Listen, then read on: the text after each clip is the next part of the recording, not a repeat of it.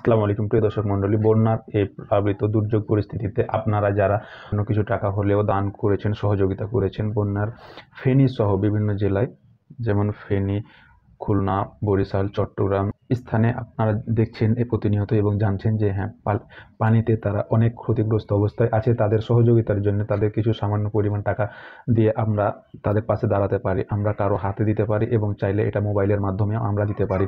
হাতে থাকা মোবাইলের মাধ্যমে শাহেখ আহমদুল্লাহ সাহেবের আল সুন্নাহ ফান্ডে কিভাবে ট্রান্সফার করবেন তা আমার ভিডিওটি শেষ পর্যন্ত দেখতে থাকেন, শিখতে থাকেন, তাহলে আপনি নিজেই আপনার টাকা আপনি তাদের কাছে পৌঁছাতে পারবেন।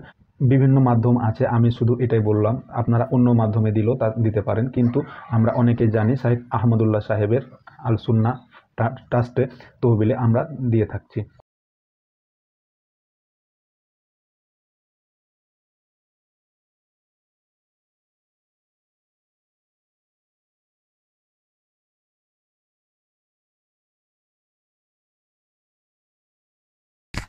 প্রিয় দর্শক মন্ডলী, কাজটি করার জন্য আপনার প্রথমত ডোনেশন এই অপশনটাতে ক্লিক করবেন।